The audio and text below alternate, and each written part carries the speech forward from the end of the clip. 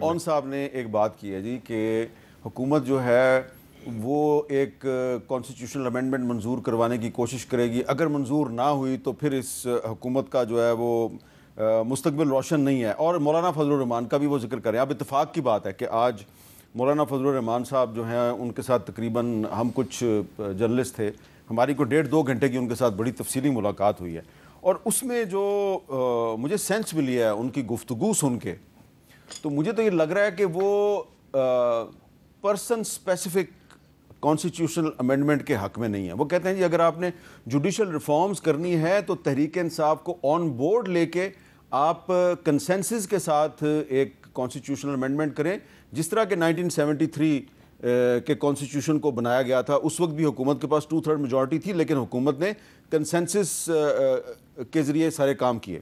وہ کہتے ہیں جی آج مولانا صاحب کہہ رہے تھے کہ جناب اگر ایسا نہ ہوا تو پھر ہم پرسن اسپیسیفک اگر کانسٹیٹیوشنل امینڈمنٹ ہوگی کسی کی ایکسٹینشن کے لیے تو اس میں تو ہم ساتھ نہیں دیں گے. جی دیکھیے کوئی بھی پرسن اسپیسیفک کانسٹیٹیوشنل امینڈمنٹ تجویز بھی نہیں کر رہا, اور بائی ڈیفینیشن جیسے کہ آپ نے بتایا, آپ تو خیر سیاسی تاریخ کو, پارلیمنٹری تاریخ کو مجھ سے بہت بہتر جانتے ہیں جی.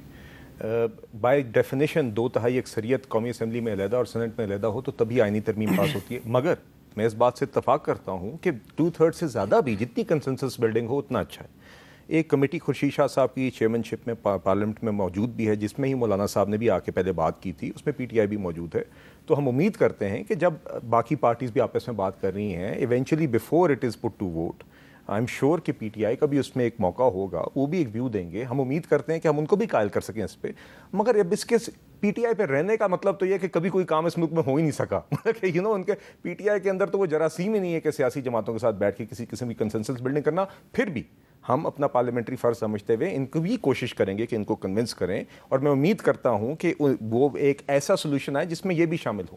مگر دیکھیے دوسری بات یہ ہے کہ جو انہوں نے فرمایا بھی اون صاحب نے کہ یہ نہ ہوا تو یہ ہو جائے گا. دیکھیے کانسٹیٹیوشنل امینڈمنٹ کے اندر جو چیزیں ہم نے تجویز کی ہیں, آپ مجھ سے بہتر جانتے ہیں, کچھ چیزیں ادھوری ہیں, چارٹر آف ڈیموکریسی کا حصہ ہیں. پارلیمنٹری ریپرزنٹیشن بڑھانے کی بات ہوئی ہے جوڈیشل کمیشن آف پاکستان میں, جس سے ججز کی تقرری ہوتی ہے, دیگر اور معاملات ہیں. اس میں اب جتنا ٹائم لگے گا کنسنسس بلڈنگ میں اتنا لگے گا, اور لگنا چاہیے.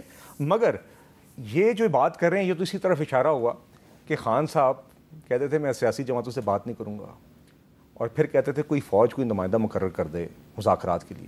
آج یہ پھر سے لگتا ہے وہیں پہ امیدیں لگا کے بیٹھے ہوئے. خان صاحب کا آج تازہ بیان ہے اڈیالہ کے اندر, مگر اون صاحب کی باتوں سے تو یہ لگ رہا ہے کہ یہ اس امید میں ہے کہ جس مفروضے کی یہ بات کریں, اس مفروضے کی بنیاد کے اوپر کہیں نہ کہیں کوئی ایسی چیز ہو جائے گی. یہ تو پھر سے اسی این آر او کی تلاش میں جس کا ذکر کرتے ہیں. ایک تجویز آج مولانا فضل الرحمان صاحب نے گفتگو کے دوران ایک تجویز پیش کی کہ ٹھیک ہے کانسٹیٹیوشنل کورٹ اگر آپ بنانا چاہتے ہیں, جس پہ کہ پیپلز پارٹی بھی کہتی ہے بنائیں اور تحریک انصاف بھی کہتی ہے بنائیں, تو پھر کانسٹیٹیوشنل کورٹ جو ہے اس کا جو آپ سربراہ بنائیں گے, آپ جو بھی چیئرمین یا چیف جسٹس بنائیں گے کانسٹیٹیوشنل کورٹ کا, تو جو ساتھ میں parallel supreme court of Pakistan ہے اس کا چیف جسٹس اس کانسٹیٹیوشنل کورٹ کا کو چیف جسٹس ہوگا. یعنی کہ منصور علی شاہ صاحب جو ہیں وہ کانسٹیٹیوشنل کورٹ کے چیف جسٹس کے ساتھ کو چیف جسٹس ہوں گے. یا پھر وہ کہتے ہیں انڈیا کی طرز پر آپ کانسٹیٹیوشنل کورٹ جو ہے وہ سپریم کورٹ کے 5 سینئر ججوں کی بنا لیں. تو اس طرح کی لائن پہ چل رہے ہیں, جو کہ میرا خیال ہے کہ آپ کی لائن کے مطابق نہیں ہے. دیکھیں عامر میر صاحب یہ تو تفصیل ہے نا جی, اور بالکل اس تفصیل پہ گفتگو ہونی چاہیے. دیکھیں نا آئی ایم شیور کہ جو ایک پروپوزل پیپلز پارٹی ہماری جماعت کی طرف سے آئے گا تو اس کی ایک منطق ہوگی, مولانا صاحب اپنی دیں گے. یہ تو وہ تفصیل ہے, کتنے ججز ہونے چاہیے, چیف جسٹس کون ہونا چاہیے, چیف جسٹس کا یا ججز کی تقرری کا طریقہ کار کیا ہونا چاہیے.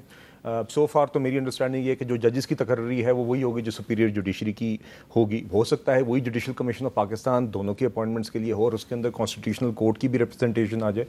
یہ وہ سب تفصیلات ہیں جس کے اوپر یقیناً گفتگو ہونی بھی چاہیے اور ہوگی, اور جس ایک طریقہ کار پہ اتفاق ہوگا وہی اس امینڈمنٹ کا حصہ بنے گا. جی اور نواز بپی صاحب آپ کے ساتھی ہیں سینیٹر کامران مرتضیٰ صاحب, وہ بھی آج ہماری اس گفتگو میں موجود تھے. آپ کو کیا لگ رہا ہے کہ مولانا فضل الرحمان صاحب الٹیمیٹلی کانسٹیٹیوشنل امینڈمنٹ کے ایشو پہ تحریک انصاف کے ساتھ کھڑے ہوں گے یا مسلم لیگ نون اور پیپلز پارٹی کے ساتھ کھڑے ہوں گے؟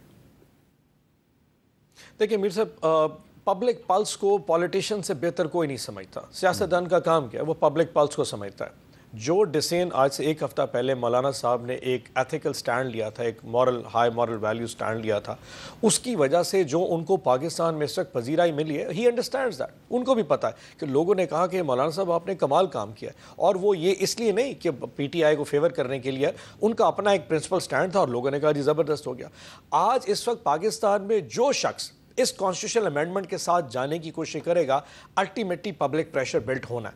اب یہ جو مولانا صاحب نے آج آپ سے پرائیویٹ ملاقات کی ہے, اس میں جو سجیشنز ہیں, اس میں یہ کوئی حرج نہیں ہے کہ جی 5 سینئر چیف جسٹس, اگر اتنی کانسٹیٹیوشنل امینڈمنٹ کی ضرورت ہے, آپ بیک لاگ اتنا آپ کو امپورٹنٹ نظر آ رہا ہے نکالنے سے کہ ایک کانسٹیٹیوشنل کوڈ نکالنے کی وجہ سے بیک لاگ نکل جائے گا, تو یہ بڑا امپورٹنٹ ہے کہ ایسی چیزیں سوچی جائیں جس سے کم از کم یہ پرسیپشن کہ پرسن اسپیسیفک ایک شخص کو لگانے کے لیے یہ سارا میلہ جو سجایا جا رہا ہے, وہ کہتا ہے نا ایک بندہ میلے پہ گیا تو اس کا پرس چوری ہو گیا, تو واپس آ کے گھر والوں نے پوچھا کہ حضور کیا ہوا, اس نے کہا سارا میلہ مجھے لوٹنے کے لیے بنایا گیا. تو یہ جو سارا میلہ لگایا جا رہا ہے ایک شخص کو وہاں لگانے کے لگایا جا رہا ہے, یا سارا میلہ لگایا جا رہا ہے تحریک انصاف کو لوٹنے کے لیے لگایا جا رہا ہے, یہ بھی تو کہا جا سکتا ہے. تو ایگزیکٹلی آپ امینڈمنٹس کو ایک ایک کو سٹڈی کریں. میر صاحب آپ کو ہر امینڈمنٹ میں یا عمران خان صاحب پیچھے کھڑے نظر آئیں گے یا تحریک انصاف کھڑی نظر آئے گی. یعنی کہ کانسٹیٹیوشن کورٹ کے پاس کیا ہے, کسی بھی پولیٹیکل پارٹی کو بین کرنے کا رائٹ کانسٹیٹیوشن کورٹ.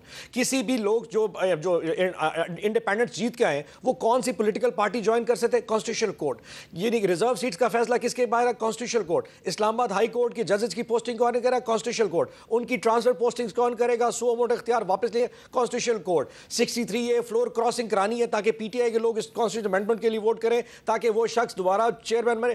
ہر جگہ پہ آپ کو یا عمران خان یا تحریک انصاف یا ایک ایجنڈا آئے گا. اور مزے کی بات یہ ہے اس ایک شخص کے پیچھے پورا کا پورا نظام کھڑا ہے کہ جب یہ شخص اس جگہ پہ بیٹھ جائے گا پھر ہمیں طوالت ملے گی, ہماری حکومت کو طوالت ملے گی, ہمیں ایکسٹینشن ملیں گی, ہمارا ہر وہ کام جو ہم منہ زور طریقے سے پچھلے 2 سال سے کر رہے ہیں اس پہ کوئی پوچھ نہیں سکے گا. ہم جو عمران خان کے ساتھ کرنا چاہیں, پی ٹی آئی کے ساتھ کرنا چاہیں, پاکستان میں کوئی عدالت نہیں ہوگی. الیکشن کمیشن ہماری مرضی سے چلے گا. یہ ہے وہ مائنڈ فریم جس کے ساتھ اب اس وقت کام کر رہے ہیں, جس کے نتیجے میں کانسٹیٹیوشنل کورٹ اور پھر وہ شخص آپ کو بیٹھا نظر آئے گا.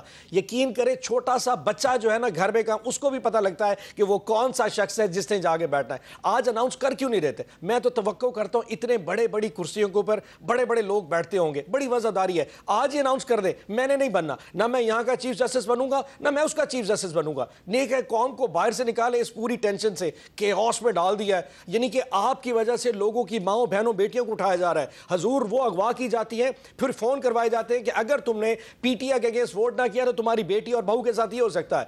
حضور آپ کی وجہ سے لوگ تکلیف ہیں, ہمیں اس تکلیف سے نکالیے, اس قوم کو تکلیف سے نکالیے and let them handle it. یہ اپنا گند خود صاف کریں گے. آپ کیوں مسلم لیگ نون کا اس حکومت کا وزن اٹھا رہے ہیں؟ Just get it away. لیکن نہیں, کیونکہ ہمیں ہر وقت پاور کی ایک ہنگر سی چل رہی ہے, اس کی شاید وہ اعلان بھی کرنا مناسب نہیں سمجھا. بلال کیانی صاحب کا بھی موقع لے لیں. بلال کیانی صاحب, آپ کو لگتا ہے کہ 26 اکتوبر تک یعنی کہ قاضی فائز عیسیٰ کی ریٹائرمنٹ سے پہلے کانسٹیٹیوشنل کورٹ بن جائے گی؟ جی دیکھیے, میرا خیال ہے میں کوئی آئی تھنک کوئی اس حوالے سے ٹائم لائن پہ اس لیے بات نہیں کر سکتا کیونکہ اب ایک پروسیس جاری ہے جس میں ایک کنسلٹیشن جاری ہے. اینڈ آئی ایم شیور جو بھی جماعتیں اور دیگر فریقین جو چاہتے ہیں کہ ایک کانسٹیٹیوشنل امینڈمنٹ جس کا ایک اسٹرکچر یا بظاہر تو مین اس کے پوائنٹ سیلینٹ فیچرز یا اس کے پوائنٹس آف ڈسکشن تو آپ کے سامنے ہیں, اس کے اوپر جتنا جلدی اتفاق ہو سکے ہو جائے تاکہ 2 تا اکثریت سے. اب اس کے اندر دیکھتے ہیں کتنا ٹائم لگتا ہے. یہ جو اون صاحب کا نقطہ ہے کہ اگر قاضی فائز عیسیٰ صاحب جو ہیں وہ کلیریفائی کر دیں جی کہ میں نے کانسٹیٹیوشنل کورٹ میں نہیں جانا, اور تو ایک بندہ جو ہے وہ اگر ایک وضاحت کر دے تو سارا مسئلہ ہی ختم ہو جائے. دیکھیے حامد میر صاحب, یہ ان کا ایک وتیرہ بن گیا ہے کہ ان کو ہر وقت ہر بندے سے اپنی مرضی کے جوابات مفروضوں پہ چاہیے ہوتے ہیں. دیکھیے اس طریقے سے کام نہیں چل سکتا. یہ ہر وقت کبھی چیف الیکشن کمشنر سے, کبھی چیف جسٹس آف پاکستان سے, کبھی پارلیمان سے, کبھی حکومت سے, کبھی آرمی چیف سے, کبھی کسی سے, ہر وقت ان کے مطالبات چلتے رہتے ہیں کہ جناب چونکہ ہمارا یہ سوال ہے تو اس کا جواب آپ فوراً دیں اور ابھی دیں, اور یہ مفروضہ اور یہ ہائپوتھیٹیکل سچویشن ہے اس پہ آپ جواب دیں. اس طرح کام نہیں چلتا. آپ کا یہ اٹینشن سیکنگ بیہیویئر آپ جاری رکھیں. یہ نہیں ہو سکتا کہ ہر دفعہ آپ کے اٹینشن سیکنگ بیہیویئر کو پینڈر کیا جائے, ہر دفعہ اس کی طرف توجہ دی جائے. اس ملک کے اور بھی مسائل ہیں, اور بھی بڑے کام ہیں عمران خان کے رونے دھونے کے علاوہ, اور ان کی طرف توجہ جاری رہے.